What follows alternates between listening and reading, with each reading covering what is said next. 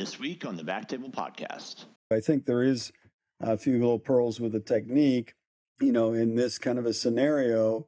I mean, it's a small vessel, the clot's pretty wedged in there, the catheter is smaller, leave it for a little bit. I think the number one thing I see is that, we're impatient. We want that thing out Yes. fast. So yes. To me, this is where you really want to think about an ingestion phase of that little, clot. So if you're going to go after it, hook it up to some suction, chill out for a couple minutes while this thing gets really, really wedged in the tip, because you've got a long path to retrieve, and you don't want to take your M3 and then put it as a distal M1 or something. Yes. We've all been there. Yeah. So hang on to it if you're going to do it, for sure.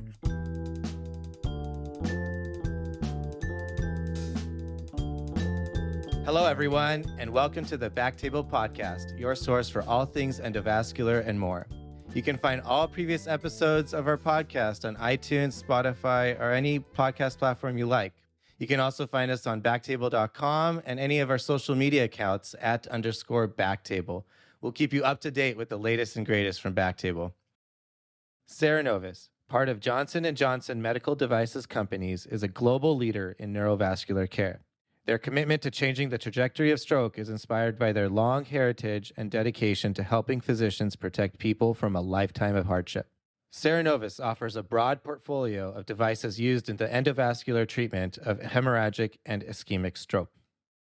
I'm Sabeen Dhand, an interventional radiologist here in Los Angeles, California, and we've got a real special treat for you today. We've got two superstars of neurovascular intervention. We've got Dr. Satoshi Tateshima and Dr. Blaise Baxter. Welcome, guys. Thank you. Thanks, Thank you. Great to be here. Thank you. Really, really excited to learn from you guys. Our topic today is going to be aspiration versus co-aspiration. And it's a pretty hot topic about what to do in these cases in stroke. But before we get there, I kind of want to get our listeners to know you, if not already. Satoshi, I'll start off with you. Aside from looking up in the sky while you're flying over us, tell us a little bit more about your stroke program and where you're at. Oh, yeah. So first of all, I was not really planning to neuroendovascular guy. I was, trying to be an open vascular guy. But I spent 1 year at UCLA. That was my plan to do some research. And at that time, we had a lot of programs like Mercy Retriever. A lot of new devices were coming, and I got fascinated by those activities. And then I changed my track, and now I'm a full-time neurointerventionalist, part of a UCLA stroke program. We have 6 neurointerventionalists and 3 fellows covering UCLA Santa Monica, and Long Beach Memorial, and providing 24/7 service. And what's I think not really unique, but our mission is, of course, we have to provide best care to the patients, but at the same time, we identify the knowledge gap, and also we identify the limitation, and work with the industry and make new devices. That's our passion. Cool. That's what we do. That's awesome. That's great. And, we've all heard great things coming from UCLA. The Mercy was invented there, right? Right. So it's great. It's pretty cool to see what all advancements you guys do. Blaise, if I Google search you, the second result is a 43-page amazing CV from the FDA on you. So, I could list the innumerable accolades you got, but let us know about you. You're a famous guy. Well, I'm just old. That's what I say, Sabeen. If you're around long enough, that's what happens. So you'll catch my little Canadian oats in the boats, maybe. So trained back in the day in Canada, had great mentors, Alan Fox and the crew in London, Ontario. Then logically went to Chattanooga, Tennessee. That's a very logical career path from East Coast of Canada to Chattanooga. So, and a lot of good grease in Chattanooga, a lot of good fried chicken and stuff. So it was like, wow, these stroke cases are crazy. And obviously was pre all the devices. And thankfully had that Mercy Retriever kind of get into my hands years and years ago. So that was really kind of, I think, a pivotal device. So we don't give it enough credit, but it really changed the game for kind of an intervention platform. And we had, like just a ton of stroke patients coming in. So it was like, okay, we can really be impactful here. And so, so I've had just a great time, kind of time in the trenches, just kind of doing stroke cases. And it's been such a fun ride to see how far stroke has come in the last, 10 to 15 years. So as we all know, it's just really, kind of launched. I think the next 10 years, again, are going to be even as exciting or more exciting. So thanks for profiling it for sure.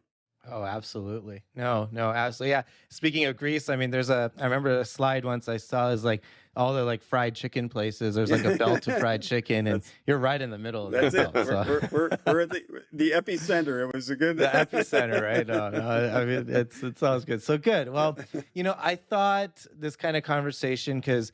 I don't think there's a one-all be-all type of technique, and even when I do stroke, I think it's really the location of the LVO and kind of the anatomy that really dictates my technique. But I wanted to go kind of from the beginning, from puncture to then going to intracranial intervention and kind of really delve into your guys's, thought process of aspiration and co-aspiration. So to start off, I mean, are you going femoral every case? Are you changing to radial?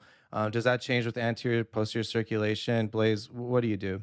Yeah, so good question. I mean, obviously, radial is very trendy, and I think rightfully so in our field, and it's a good platform. But I think, as we all know, the workhorse for us for years and years and years has been femoral. I think there's definitely just as all this is an evolution. I think looking at radial platform is great, but I think what will follow and is happening, as Satoshi said in his intro. People are very interested, obviously, in designing tools, improving. So radial, I think, still has some work, to now modify, kind of the tools, so to speak, to give us tools designed for that platform. And then I've dabbled, as I think we all have, with even direct carotid access. Hey, is that a viable thing? Stroke cases. Obviously we're not doing a 4-vessel study. It's a very targeted, treatment, and so I think all of these approaches are good for getting the job done when we need them. But femoral, by and large, is still kind of the workhorse platform for, I think, frontline strategy for most patients. Absolutely. And Satoshi, what about you? The same as Blaise, actually. We have done quite a few radial strokes and even brachial access direct puncture, carotid punctures, but there were reasons for us to do that because of AAA or known femoral occlusions or femoral ultrasound shows nasty plaques. Then of course sometimes we go for radial, but our default is femoral. Reason for that is all devices are essentially designed for femoral accesses, right? So balloons are really great, and I love a balloon guide. Not 100%, but most of the time I use balloon guide, and they're too bulky for radials. Those proximal bulkiness is not really necessary in a radial. That's meant to be used in aorta where the catheter is floating and reducing a slack. That's why they're stiff. But in the radial, radial artery itself is serving as almost like a coaxial catheter, right? Yeah. So we don't have to have a very stiff device in a radial. So those femoral devices can be slimmed down, and once we achieve, once our society has those radio specific devices, then I may consider switching for LVO treatment to radio. But at this point, I think it makes sense to stick to femoral. Great. No, exactly. Very similar in our practice too. And again, on the point of if there's some devices designed for radial, then maybe that'll give us a little bit more. But we are just adapting femoral devices to the radial access. And it's a good segue. You mentioned balloon guide. Pretty much every case when I'm driving in, I think, I'm a balloon guide user myself, but I'm thinking, am I going to do a balloon guide this time? Am I going to do a guide catheter? Obviously, Satoshi, you're a balloon guide, balloon guide guy. Blaise, are you as well? So I used balloon guides for probably the first 6 to 7 years. Kind of, I went down a bit of the chasing the large bore catheter kind of ride, and so that was really, kind of, okay, the ID wasn't big enough through a guide catheter, so you needed to go to sheath world. So, I think, so more recently been into sheath, as a front line, but I think it's a great, we ask and we kick this topic around at every meeting, and I always It's ask show true. of hands, and it was always pretty 50-50, to be honest, and it's so it's definitely a topic of debate for sure. Oh yeah. No, I mean it's something that we want to get down to like one system to make it consistent. We have 7 operators in my group, and it's just you can't. I mean, everyone's just going to have one or the other, and we it's hard to come to data. Satoshi, your balloon guide each time. When I look at my personal data, the chance that I use balloon guide is around 70%. Okay. So it's not all the time. I know even my one of my publications, we realized that the balloon guide is very strong, particularly not just reducing this emboli, overall recanalization rate goes up. So that's a great tool supported by many scientific evidences, but sometimes it's just a headache. If there, balloon guide is 8 French, not the 6 French. Sometimes, non-femoral, non-conventional accesses and balloon guide doesn't really help us. So it really depending on anatomy and the posterior circulation. I don't think a balloon guide makes a big difference, right? So I go straight to the guide sheath, and I don't use centrifugal there. If it's a upper basilar. So depending on anatomy, when I really need a proximal occlusion, yes, I use balloon guide, but the chance is 70%. Got it. Yeah, and then I mean the balloon guides have improved a lot too. From the cello days. I mean with the walrus, I feel that has been very very helpful for us. Right. And I know every company is kind of coming out, so it's kind of exciting to see what balloon guides are going to come. You mentioned posterior circulation. Yeah, I would be kind of scared to put up a balloon in a vert. Correct. Yeah. That's right. It's a little scary, but absolutely. So let's talk about. So you're now you're in the neck. Now we're going to go to the intracranial portion of the exam, and now you really have these 2 techniques: aspiration or ADAPT, and then co-aspiration using a stent retriever in combination with some aspiration catheter. Is there any specific techniques on co-aspiration that you use? I know there's a lot of acronyms. Blaise, do you have like a specific one, or just like kind of an idea of what you do? Yeah, so certainly, as you say, there's now many different strategies. You've got obviously captive, save, badass, all the. That's my favorite. That's my favorite. Badass for sure. So it depends. Am I feeling badass that day? Yeah. Yes. So I think for me, you have to pick a frontline approach, obviously, and so a little bit of, if I go right for a combined approach, it's a little bit to do with anatomy. Do I want some anchorage, that kind of thing? If I can easily deliver, so every case I'm going to use a large bore catheter in this day and age. Yeah. So if I can easily deliver that to the proximal face of clot, being kind of Canadian trained, we thought a lot about cost and different kind of things, and say, hey, I'm here. I'm just gonna give it a go. Yeah. see if this does the trick for me. And then if hey, that's whatever, clot composition, that kind of thing, not going to easily come out with an attempt at aspiration first, then immediately almost switch over. And so I kind of again, even in techniques, with stripping clot, kind of more sandwiching, doing the saves and those kind of strategies. As large bore catheters have gotten now up to kind of 088, I'm sort of more into, okay, can I safely now actually retrieve my my stent retriever all the way through the large bore catheter. But I do try. Usually I try more of if I were to gravitate kind of along the lines of save, that would be the my base. Your go-to, kind of like corking that clot and bringing it down. Yeah. Yeah. What about you, Satoshi? Yeah. So I like combined technique, stent retriever and aspiration catheter for anterior circulation, particularly M1 and maybe this or ICA. Reason for that is, first of all, we we, just a single center publication. It's not a large data, but clearly showed better first pass effect with combined technique.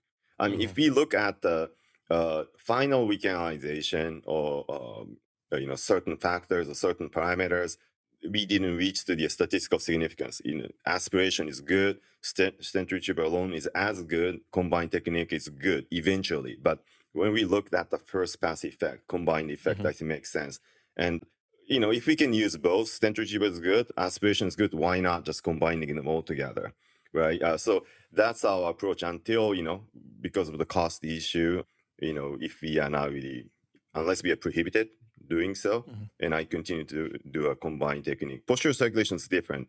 Upper basilar, based on our data, 90% embolic. So it makes sense that we do aspiration. And the stent retriever, we may not know the size of P1s. It may be hyperplastic. So I don't want to deploy stent retriever into a unknown vessel size branch. So it makes sense that we stay proximal, taking full advantage of aspiration first. So basilar tip, I've been using just aspiration alone. So I do, both. So so it seems both of you are both kind of a co-aspiration. Now, how often would you say that the intermediate catheter, just over the microcatheter and wire, or even a snake technique, which I don't really do, but how often can you get that up to the face of your clot primarily without the aid of a stent retriever, like a rail? I mean, can you get it up? Essentially ADAPT is to get it up there, without using a stent retriever. So how often can you get up there or you get stuck on the ophthalmic?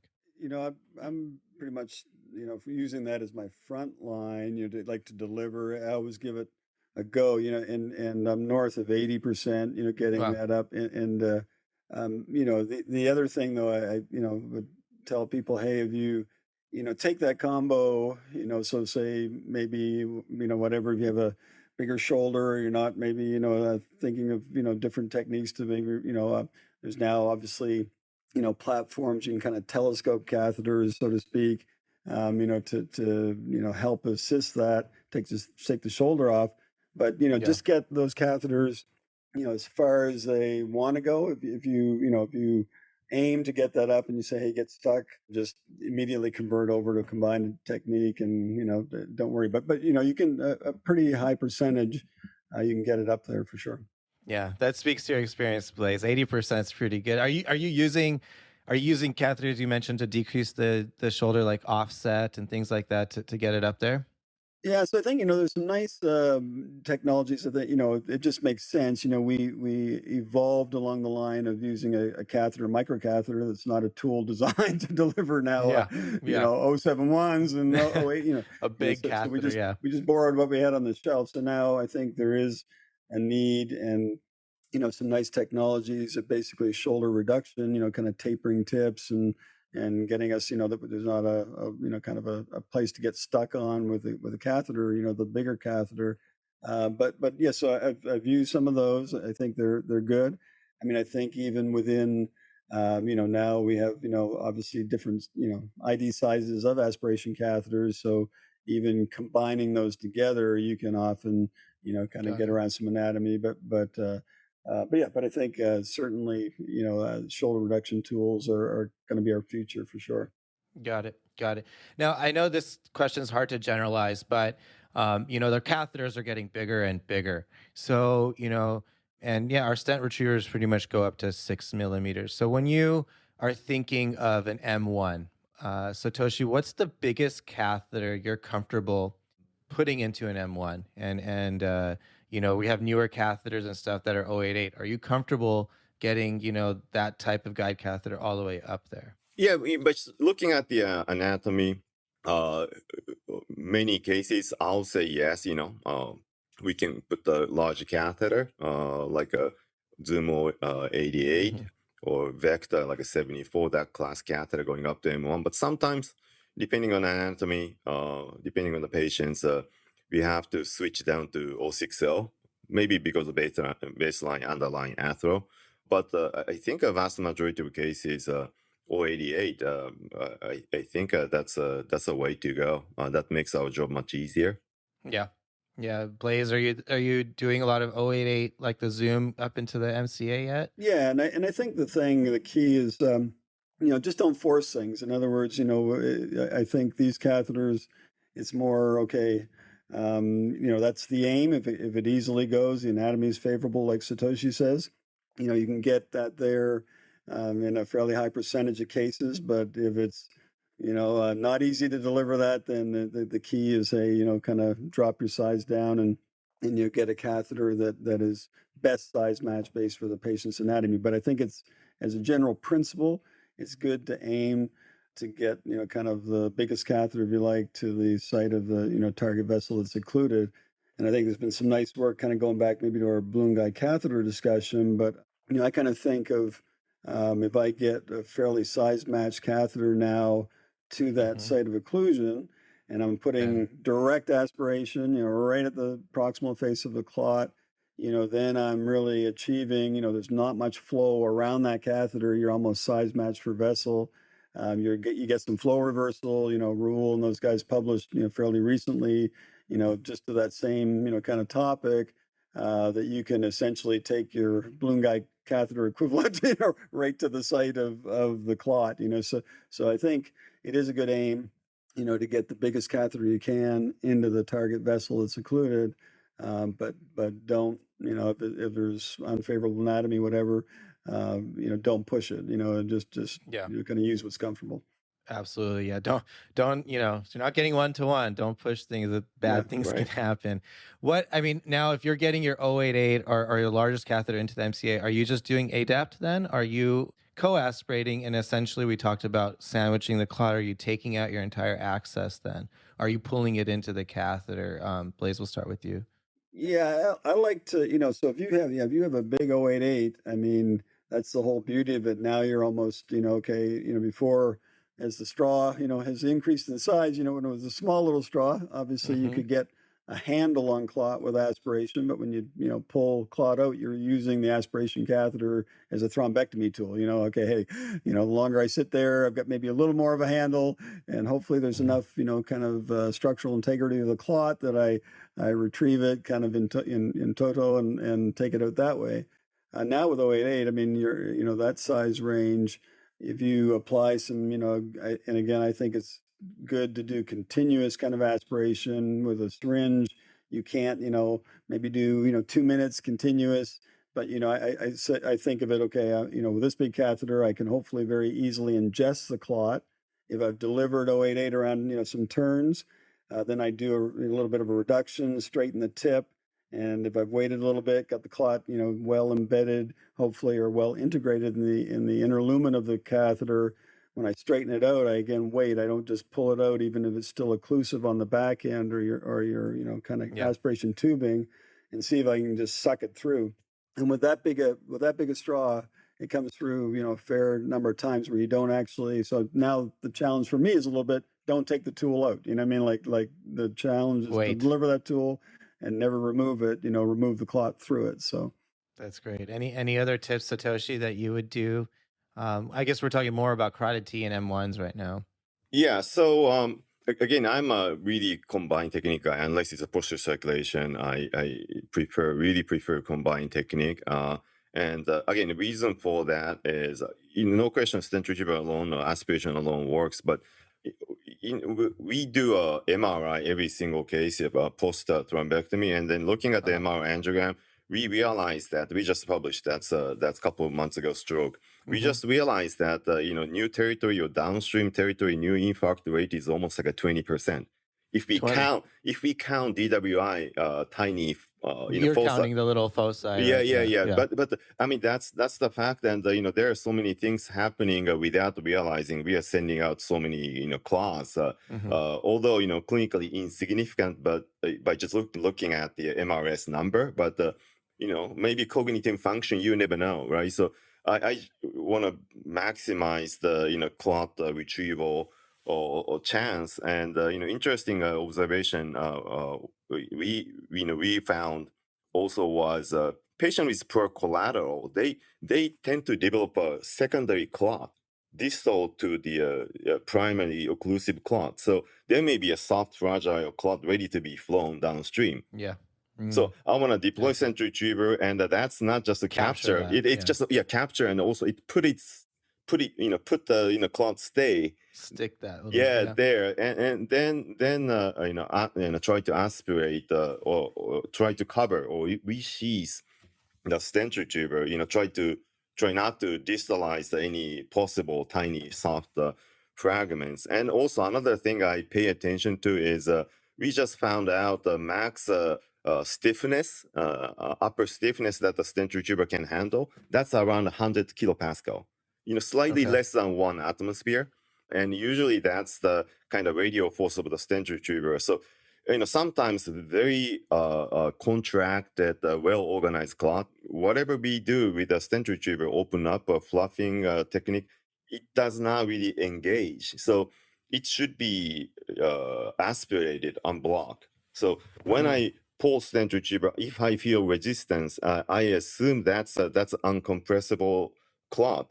In that case, whatever technique, captive or whatever name, I don't use those names.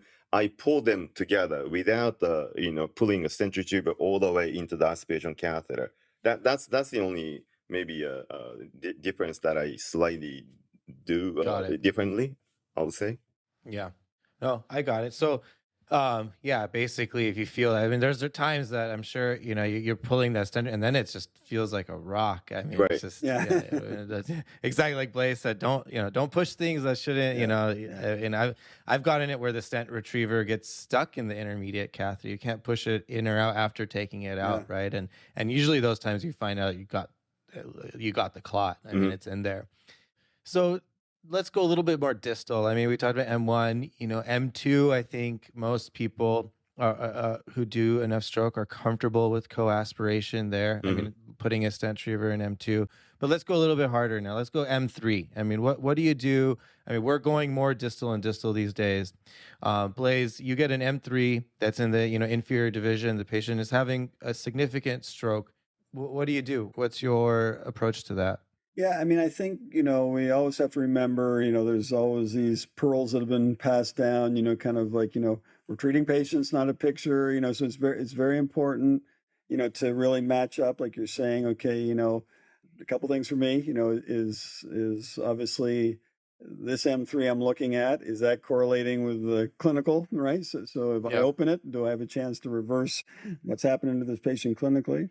I think you want to know too. I mean, obviously that's a smaller wedge of the whole, kind of pie that is, potentially, hey, what's the salvageability of it? In other words, is it all penumbral stuff? I mean, is it, kind of mostly core, so yeah, but you convince yourself this is something that is, clinically important, so I think in this day and age with devices that we have, obviously, we can fairly safely do that. I think you do want to factor in, for me, a TPA candidate. If they're in a TPA window, they've got TPA on board.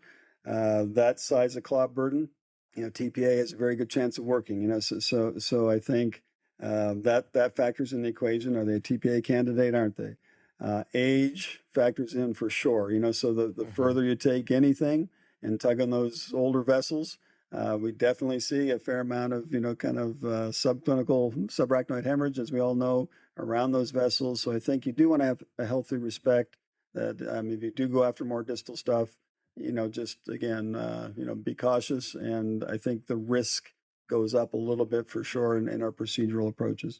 Yeah, absolutely. Satoshi, what about you? Yeah, in echoing what Blaise said, I think it's a judgment, right? So in M1, block the patient's in a bad shape. We got to do something. But M3, we have to always talk to ourselves and whether it's worth it, right? And even M2, clinically silent subarachnoid hemorrhage rate, based on our data, is around 10%, maybe as bad as 12%. That's the max number. So we have to be careful. That being said, if there's eloquent tissue, I go after definitely. And nowadays, like a Zoom catheter, they provide 88, 71, 40, 35, but 55, 50, everything. 35, yeah. So it's very convenient, and primary aspiration in a distal vessel's been working, at least for me. It is, yeah. So with that, I think it is safer than stent retriever. For the last couple of months, I've been, for distal like M3 or A4, A5, I've been using a primary aspiration, and it's been working. Excellent. Yeah. Blaise, have you had much experience with these smaller, really it's these Zoom catheters that have been out there for these distals? Yeah, and I think it is important to think about, again, like we do for anything, but, in this even more accentuated, think about what you're going to use, because to me, aspiration is, a little safer in this scenario, tugging with a stent retriever, that feel you kind of going through all those turns. It's just a pull and then kind of a release, whereas you're kind of, I think of it, if I'm that far distal and I'm kind of aspirating, obviously I'm sort of being fairly atraumatic from the vessel point of view. I think there is a few little pearls with the technique, in this kind of a scenario. I mean, it's a small vessel, the clot's pretty wedged in there, the catheter is smaller, leave it for a little bit. I think the number one thing I see is that, we're impatient. We want that thing out fast. So to me, this is where you really want to think about an ingestion phase of that little, clot. So if you're going to go after it, hook it up to some suction, chill out for a couple minutes while this thing gets really, really wedged in the tip.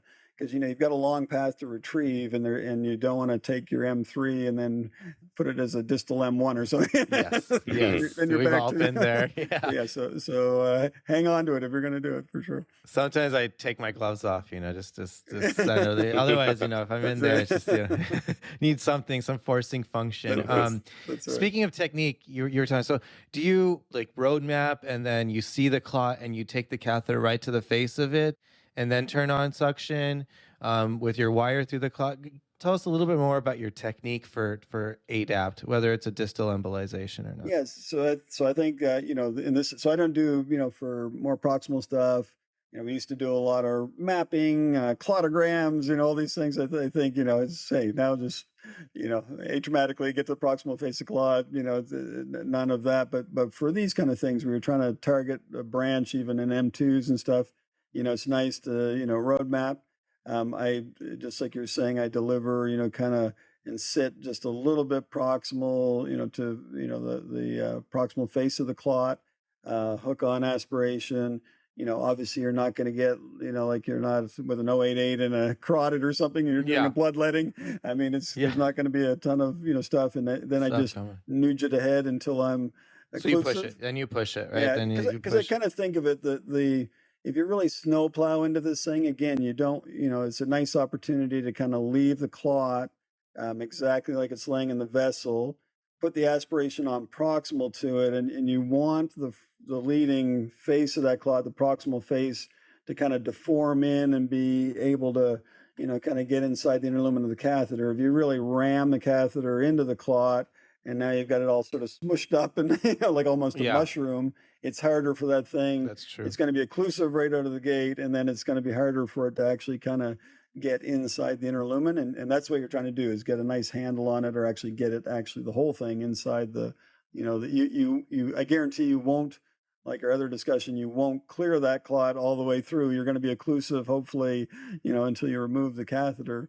But it's good to get it, a good handle on it. And I think if you sit proximal, do your aspiration that way, you have a better chance to get it in the tip.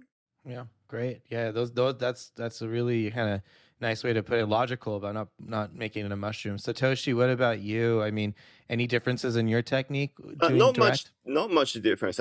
Blaise pretty much covered everything. So so for distal, like using a smaller, 35 or 3 max class catheter aspiration, not much difference. But one thing that I do differently, little proximal, let's say M2 clot, is it's just my Japanese nerdiness, I think, it kicks in. But I'm really in vitro guy. I just want to test everything, not just the new devices, but the existing devices in vitro. And very interestingly, for example, sometimes 40 class, let's say Zoom 45 or 44 or 4 Max or whatever, for the catheter that can take a 027 microcatheter in it, and you pass the clot with the 027 and four French, 445 or whatever catheter follows.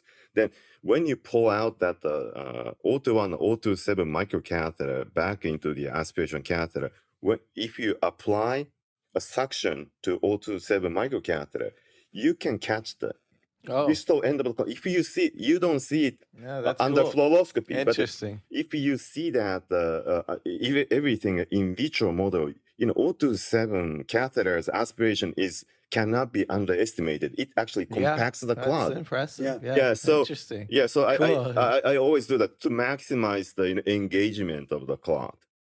Do you feel that the 027 can displace the clot because it's bigger than an 021, or that's just or I mean, you see it in these models you're doing. Do you see it push the clot ever?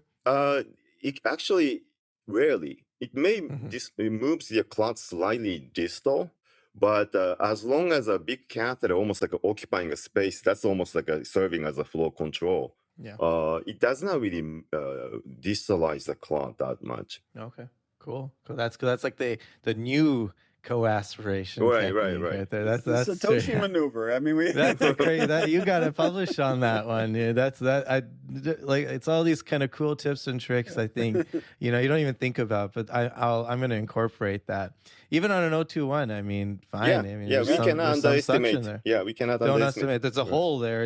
You're delivering something. You might as well take advantage of something like that.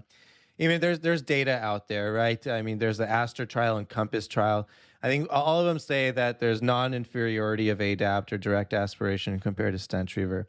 What does that mean to you? I mean, when you're reading a stroke trial, what's the most important outcome factor that to you tells you will change your practice? Is it TICI? Is it MRS? What is it? For me, first, most important thing when I read a paper, inclusion actually, what population, which cohort I can apply this knowledge or data, right? So that's the most important part. And TICI, TIMI, final recanalization, I think I don't care much unless it's horribly bad. And MRS itself, I'm to be honest, I'm not that interested because it's just a surrogate of outcome by just looking at the motor functions. But in reality, sometimes MRS4 is a success as long as the patient's personality and language, everything, preserved, right? And in fact, I had my very close relative had a LVO over there in Japan, and final outcome MRS4, totally happy. Initially, she was mute and completely hemiplegic, but now because she's using cane, by definition it's MRS4. But she can text me, she can email me. She's there. Her quality of life is there. So that being said, most important factor I think is maybe MRS shift towards a better outcome for the clinical trial. I think that's what matters. That's what we do, for our patients. Yeah, Blaise, that's great. Yeah, Satoshi, that's great. I think just as Satoshi's saying, I mean, like we debated this all along the way. It was things like age, should we treat octogenarians? But so the whole ride has been, as long as there's a delta, as long as you take somebody that hey, where they would have wound up, and then you do your treatment, and there's a change to an improvement, so the modified Rankin scale, obviously, as we know, to me, it's not a great reflector of how people are doing. Just like Satoshi's story, if they've gone from a 5 to a 3, that's a home run. That's a good clinical outcome, right? So I think to me, the most important thing, I think, a little bit when you're looking at obviously there's been an evolution of techniques. We're very blessed to have a a huge number of great, tools to work with. And so it's not so much, hey, adapt doesn't work, or, aspiration doesn't work, recanalization works. I mean, getting blood flow back is what makes someone better. Techniques, we have a lot of different ways we're doing them, and that's just tells us that we have a lot of good options. And so I think it's more, how fast do we get recanalization? First pass effect is important to me. I think that, that's the holy grail, if you're doing multiple passes, that kind of thing. Obviously, we know that, probably outcome, that kind of stuff is also correlated that it's not as good. So, to have a good first pass effect, and obviously tie that with outcomes, because those are the most important things from what we evaluate. So we always get a little bit of, anytime we do something, it's more, hey, we're gonna, it's either or, that kind of stuff. Yeah. I think we just need to look, okay, how do we translate that into kind of getting the job done the best way we can, and hopefully, like I said, getting it done the first time. So that's great. Yeah, I mean, it's an ever-changing landscape. I mean, you have to take each patient, each anatomy, each elbow. You have to consider it individually, and just like you said, well, we'll wrap it up here, and I want to see any words of wisdom imparting to our listeners, to trainees, to early career people, or even other people who are doing stroke intervention. Anything you want to kind of tell them? Yeah, I can kick it off. Yeah, for sure. I mean, stroke, we do a lot of great stuff, and it's a great field to be in, as we all know that practice in this field. But stroke to me is just such a rewarding thing. And I mean, I gravitated over my time. Another debate, the general anesthesia versus moderate sedation. But I gravitated towards moderate sedation. And very reluctantly, I was like, hey, but the most impressive thing to me is just seeing someone, just literally resolve symptoms right before your eyes and normalize. I mean, it's miraculous. So I'd encourage people, that there's, obviously, sometimes when you get more options, it becomes more confusing, but hang in there and just, definitely stroke is one of the most rewarding things that we do in our field. And I encourage you just to, get good at it, and getting good isn't 5 or 10 cases. I'd say with stroke, it's 50 to 100. The more you do, the more you don't have anxiety about doing it, and it just becomes like, it's truly my favorite procedure for sure. Absolutely, yeah, great words. Satoshi, what about you? Yeah, the same thing. This is a great field. Number needed to treat to save one person, like a 4-to-1 or so. Crazy ratio. It's crazy. I mean, crazy. I know other medical, procedures or surgeries or drugs. This is a great procedure, and also still, a lot of things to be done, and particularly devices, less attention is being paid. But after a stent retriever or whatever thrombectomy, there may be a 5% to 10% chance that we induce stenosis in the treated area. Follow-up MRI shows. So we can even make our devices better, less traumatic. For example, embo trap doesn't require much radial force, right? And not tigers, coming tiger retriever. When retrieval, essentially no radial force to the wall. So that may be interesting. And if the catheter becomes completely or less traumatic by making it very soft, that may be something. So a lot of things things need to be done from a device wise, not just clinical trials. So exciting, continues to be very exciting to be in this field. Yeah, absolutely. No, I mean, I'm excited to see the new kind of things that you come up with, both of you, and keep on contributing to this field. It's something I'm very excited to be a part of and work out. And so really, I'd like to thank both of you. This has been really, really educational. I think a lot of people are going to listen to this and learn a lot. I mean, even the new Satoshi method of an aspiration to an 027 and then everything. You guys have been great. Thank you so much. I'd like to thank Michael, our audio engineer. and we're going to make you guys sound really good. So, Awesome. Thank you. We need all the help. Right. No, not at all. And thanks for the whole BackTable team. We're looking forward to this. And yeah, I'd love to work with you guys again. Thanks so much. Awesome. Thank you very much. That's great. Thank you.